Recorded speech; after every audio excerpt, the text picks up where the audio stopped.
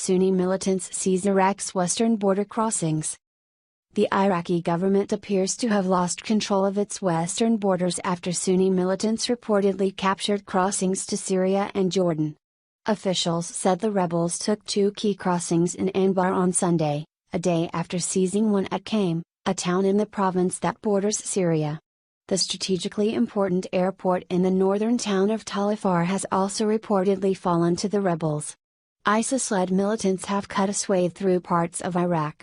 U.S. President Barack Obama warned of the risk of the insurgents destabilizing other countries in the region. "We're going to have to be vigilant generally," he told the U.S. TV network CBS, "in case the militants spill over into some of our allies like Jordan.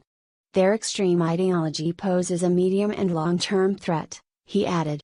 Since the fall of Mosul in early June, ISIS, the Islamic State in Iraq and the Levant, have helped win large areas in the west and north.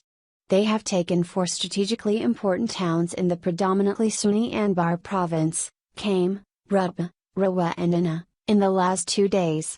Gunmen reportedly captured the border posts of Al-Walid, on the Syrian frontier, and Trabal, on the Jordanian border, on Sunday after government forces pulled out. The capture of frontier crossings could help ISIS transport weapons and other equipment to different battlefields, analysts say.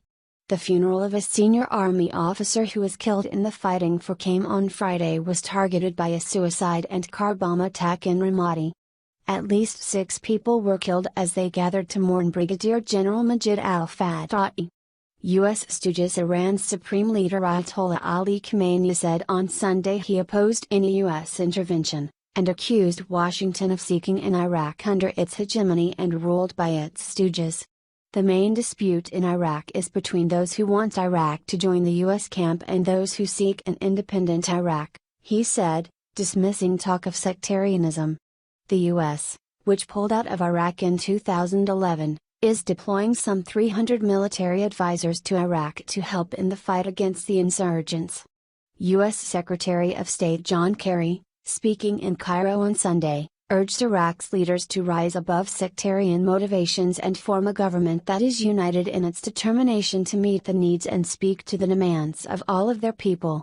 He said it was a critical moment and warned that ISIS ideology of violence and repression is a threat not only to Iraq but to the entire region. Sunni tribal leaders in Anbar say ISIS militants make up only a small number of the fighters involved in taking over the province. Most are tribespeople and former security personnel from the Saddam Hussein era.